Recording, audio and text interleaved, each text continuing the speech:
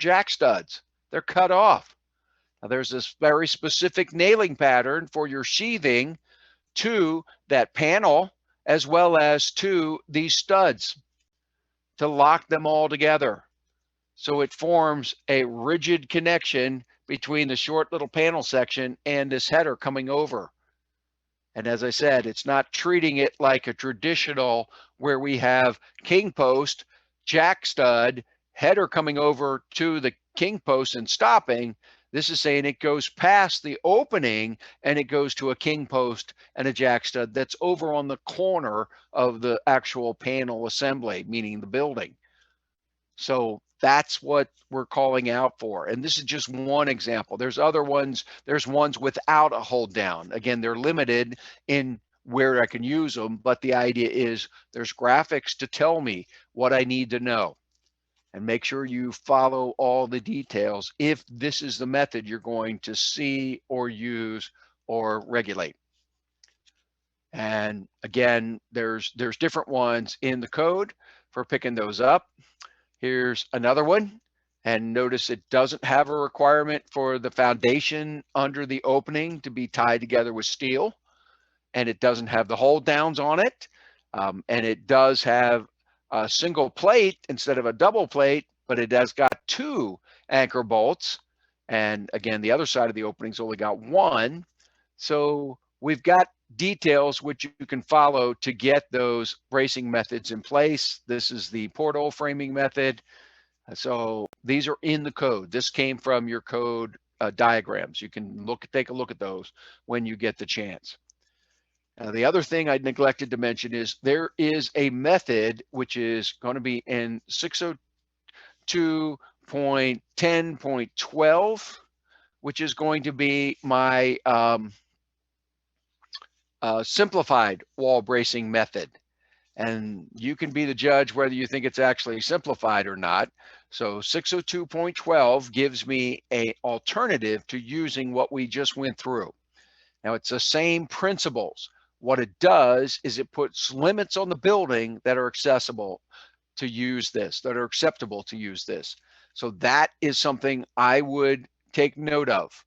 Don't memorize it, but know that there's limitations to using simplified wall bracing. There can't be more than 3 stories above the top of the concrete or masonry foundation or basement wall, meaning I can't have a wood framed foundation system with this option. The floors can't cantilever more than 24 inches beyond the foundation or the bearing wall below. The wall heights are limited to 10 feet. My ridge or roof eave to ridge height can't exceed 15 feet. I am looking at all the exterior walls having 1/2-inch gypsum board on the inside, no cripple walls in a 3-story structure, meaning I don't extend it. And it's going to have a ratio, no side can exceed 60 feet, and it's got a ratio of a 3-to-1 for the long side versus the small side dimensions. And here you're just going to take a big rectangle instead of those braced wall line concepts. We're just going to make the braced wall lines this big circumscribed rectangle for each floor. So I'm not using the, oh, is it within 4 feet concept. I'm taking the outside, the biggest rectangle that includes the entire floor footprint. We are expecting 3/8-inch wood structural panel on the outside, sheathing everything that we can get. So it's continuously sheathed method. And it uses a 3-foot section of bracing instead of the traditional 4-foot section. So it does determine the numbers of bracing units you have. Notice it has a similar spacing concept to what we had in our 602.10 method. It's got, again, a starting point within 12 feet of the ends and then no more than 20 feet apart for the bracing panels. And we're using multiple bracing units here, but they're in multiples divided by 3 to come up with our numbers that we have. And it has a corresponding openings, those continuously sheathed garage method, the porthole framing methods, or the porthole framings with hold down methods. Those are allowed as well. So that was what I wanted to illustrate in regards to an alternative if you didn't want to use that particular method of the 602.10, and I qualified for the 602.10.12. Are there questions on that before I move into our next section here? Any questions? Okay, so what I want to do is now move over into what is the safety inspections, or is our final inspection packages, and we just want to review those things, which are mostly found in Chapter 3, dealing with design and layout. So it's going to address things like habitable rooms. What are the room sizes? What do we need for light and ventilation? What do we need for adjoining rooms if I'm using the adjoining room for light and ventilation? What about bathrooms? What about mechanical ventilation? Move into stairways, the illumination part, the glazed openings required, safety glazing provisions, human impact loads, hazardous locations for human impacts, and then get into this emergency escape and rescue opening concept for sleeping areas, the operational constraints on windows, our minimum opening sizes, windows, sill heights, area well concept, and doors if I'm using them, bars and grills, and then eventually going to move into the means of egress. Now, those that do commercial, as they'll attest to, we don't follow the means of egress to the degree that we do in a commercial building. It's the same principles of, do I have a path that is expected to be available to you to get you to a point that you're outside of the building. Now, in a commercial application, we take the means of egress from wherever you are in the building to your exits, and there may be multiple exits from a floor. And then we're going to say from there, do I take you down to grade level or the level of exit discharge, and do I get you off of the property? In the residential realm, we only require one at face value means of egress. Now, there's going to be alternatives when you may have to go to something different and get more, but at face value, we expect one. So I've got to have a path from everywhere in the house to the one door. From that one door, I've got to get you to ground level. At that point, you are on your own. We do not regulate getting off of the property at that point. The assumption is with the single families, if it's your house, you're going to be familiar with what may be outside, what hazards may be there. Or if you're visiting somebody, you would have known what was the hazard that's associated with getting off of the property. So those come into play strictly in standpoint of just getting you to the ground level, and then you'll figure out how to get off the property. But we have our stairways associated with that egress travel. And if you don't give me legitimate stairways, then I may need additional means of egress, because we might not have a legitimate path of travel to get to that one door that was required.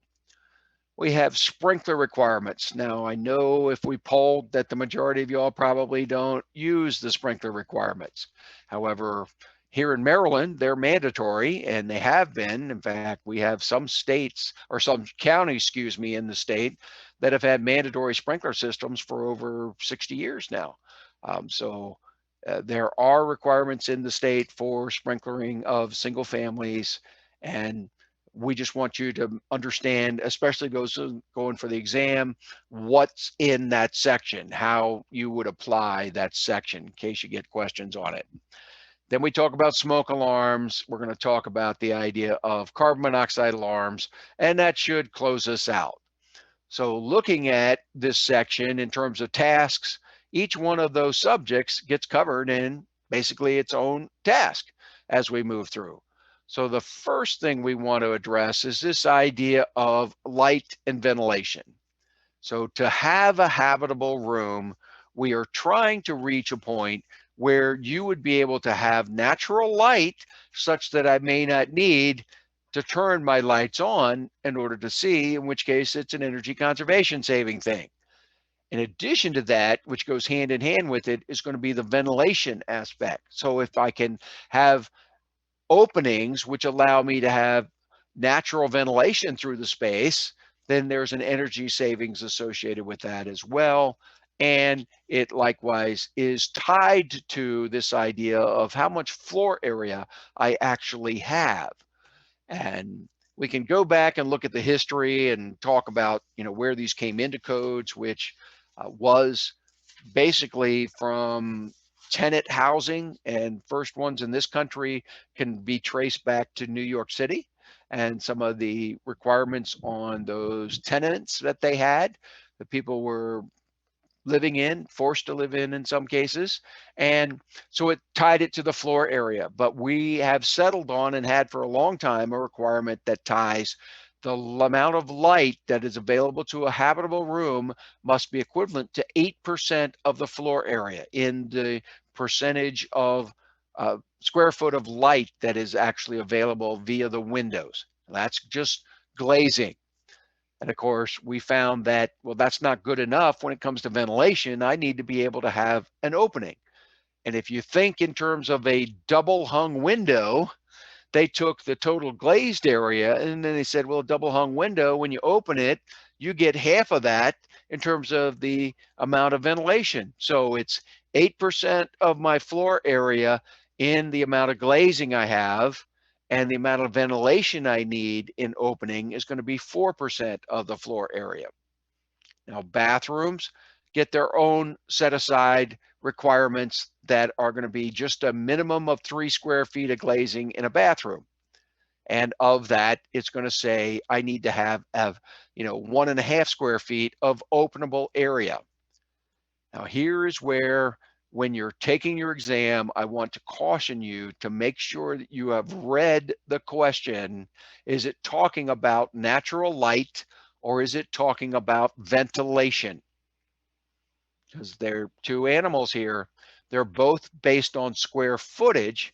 And in fact, we will see that those sections, when you get a chance to read them, are going to tell you that it's based on the square footage of the habitable room. Or in the case of a bathroom, it just says, here's my minimum. And in fact, when it talks about the natural ventilation required for the bathroom, it says in relations to the amount of glazing required that I must have half of that for ventilation. So it didn't say it's 1.5 feet.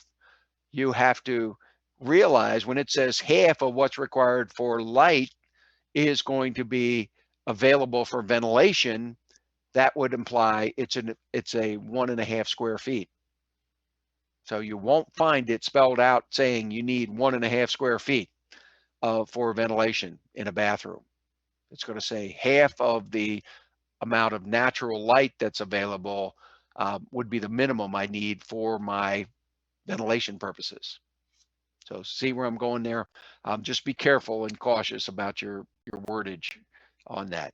Now, the part that kind of gets to me is we will, I guarantee you, ask you on the certification exam to do some calculations of natural light and ventilation and compare them to like a window schedule to see whether you've got enough light or ventilation for a room. I will guarantee you that's going to be on the exam. And we spend all that time doing that and place a lot of importance there. And yet in reality, what happens if I don't have natural light? What do you do?